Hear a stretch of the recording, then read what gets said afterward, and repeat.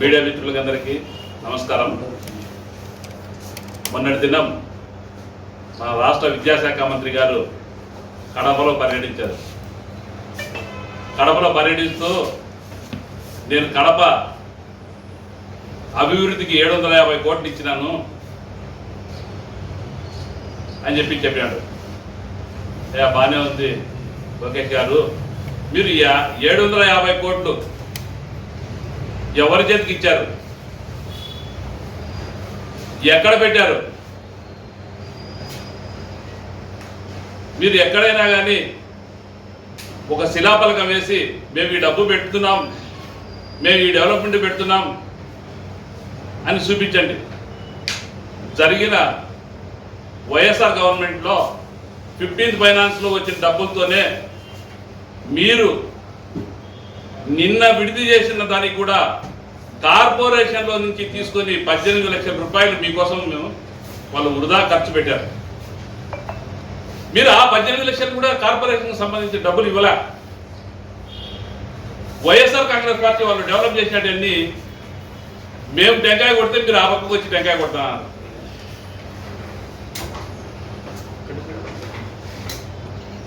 మీరు మేము 15th ఫైనాన్స్లో 70 లక్షల రూపాయలు నెహ్రూ పార్కు శాంక్షన్ చేస్తే ఈ రోజుకి కనీసం దాంట్లో ఒక పార మట్టిగడ తీసి బయట పెట్టలేదు. శిలాఫలకానికి మాత్రమే ఉండిపోయింది. కార్పొరేషన్ నిధులతో మీ సొంత ప్రాపర్టీ మీద ఉపయోగించుకొని కార్పొరేషన్ డబ్బులన్నీ వాడేస్తున్నారు. మీరు గడిచిన ఈ 2 సంవత్సరాలలో కడపకు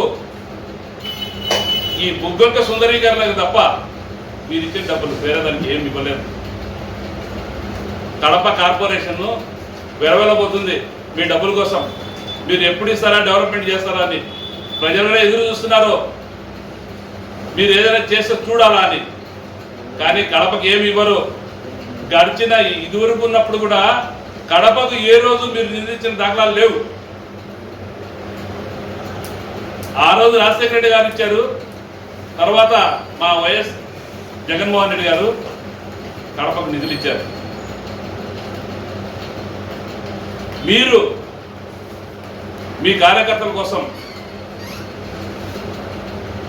వచ్చారు, బాగానే ఉంది. వాళ్ళను కూడా 1,00,000 రూపాయలు ఇస్తేనే వాళ్ళు ఉత్తమ కార్యకర్తలు.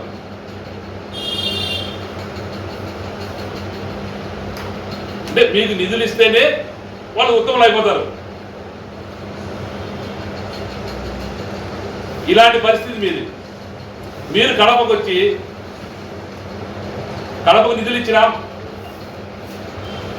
కడపను బాగుపరుస్తామని చెప్తున్నారు. కడపను బాగుపరిచిన దాఖలాలు ఎక్కడైనా కానీ, ఎక్కడైనా సరే మీరు 1 కోటి రూపాయలు పెట్టి ఎక్కడైనా కానీ రోడ్లు వేయడం కానీ డ్రైనేజీలు వేయడం కానీ జరిగిందేమో ఒకసారి చూడండి అని చెప్పి నేను వైఎస్ఆర్ కాంగ్రెస్ పార్టీ తరఫున నిర్మోహమానంగా చెప్తున్నా. 2 రోజుల కడప పర్యటనలో రాయలసీమ బిడ్డగా లోకేష్ కడప పర్యటనలో కడప జిల్లా ప్రజలు కోటి ఆశలతో ఎదురు చూశారు.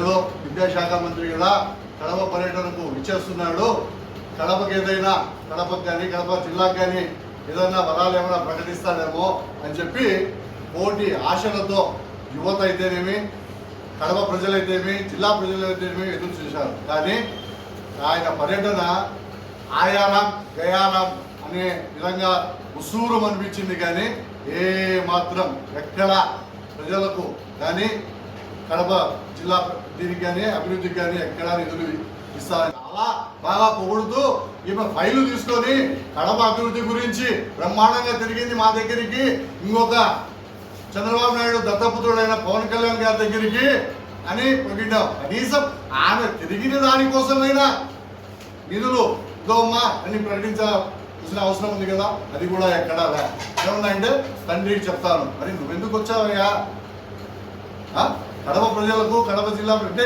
నీ ప్రమోషన్ కోసం కడప జిల్లాకు వచ్చావు అంతే తప్ప ఫోటోల కోసం, ఫోటో ఎగ్జిబిషన్ కోసం వచ్చావు అంతే కదా.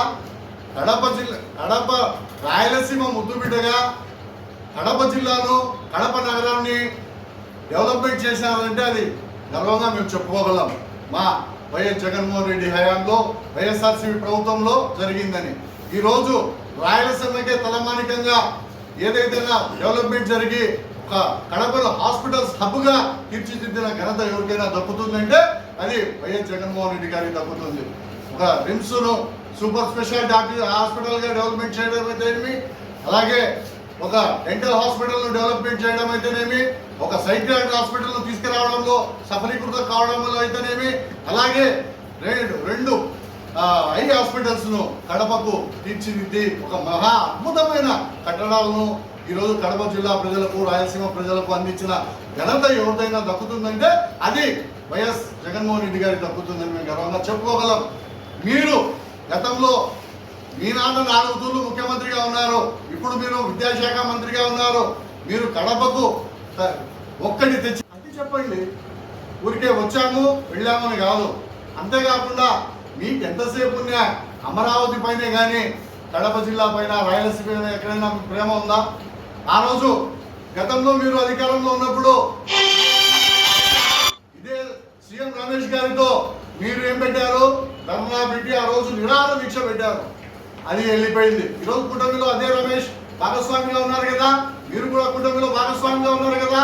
మరి ఇప్పుడు స్టీల్ ప్లాంట్ 2 సంవత్సరాలు అయితే మీరు అధికారంలోకి వచ్చి, గతంలో ఈ జిల్లాలో మహానాడు జరిగినప్పుడు ఏం చెప్పారు?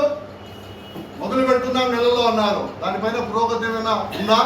కనీసం దాని గురించి మొన్న మీరు నిన్ను జమ్మలమడుగులో మాట్లాడుతూ దాని గురించి ప్రస్తావన ఏమైనా తీసుకొచ్చి రైతులతో ముఖాముఖి పెట్టారు. మీరు నిన్న రైతులతో ముఖాముఖి పెట్టి రైతులతో మాట్లాడుతున్నారు సోలార్ ప్లాంట్ గురించి. రాయలసీమకు లిఫ్ట్ ఇరిగేషన్ గురించి అదే రైతులకు ఏమైనా మీరు చర్చించారా అని మేము ప్రశ్నిస్తున్నాం. దాదాపు Rayalaseema lift irrigation 80% YS Jaganmohan Reddy గారు కంప్లీట్ చేస్తే కేవలం 15-20% పెండింగ్ ఉంది. ఆ రాయలసీమకు నీళ్లు ఎక్కడి నుంచి మనకు తలమానికం, సాగునీరుకైతేనేమి తాగునీరుకైతేనేమి అల్లాడిపోవాల్సిన పరిస్థితి. అటువంటి రాయలసీమ లిఫ్ట్ ఇరిగేషన్ నుంచి ఒక రాయలసీమ బిడ్డగా నువ్వు మాట్లాడావా? అంతేకాకుండా నిన్న మొన్న ఎదురుగాలు వచ్చి మీరు అడుగు పెట్టారంటే వినాశనమే. మీరు అడుగు పెట్టారు, ఎదురుగాలు వచ్చి అరటి చెట్లు, మామిడి కాయలు అన్ని పడిపోయిన దుస్థితి. కనీసం పరామర్శకు కానీ ఆ పంటలు ఇదే దానికి చూసేదానికైనా మీరు వెళ్ళారా? ఇంకా దేనికోసం మీ పర్యటన సాగింది?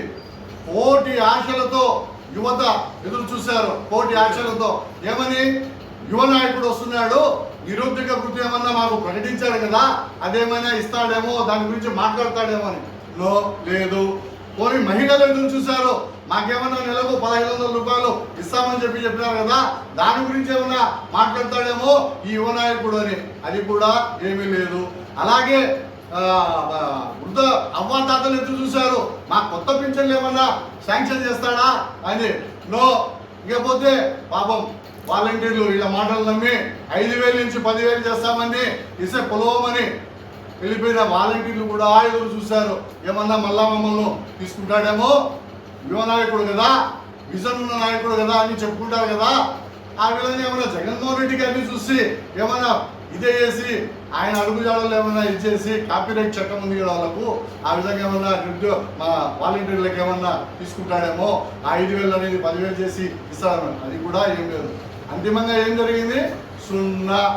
లోకేష్ పర్యటన 0గా పోయింది. వచ్చాము వెళ్ళాము, ఆయారాం గయారాం అంతే తప్ప కడపకు కానీ కడప జిల్లాకు కానీ కడప ప్రజలకు కానీ ఒరిగింది ఏమీ లేదు.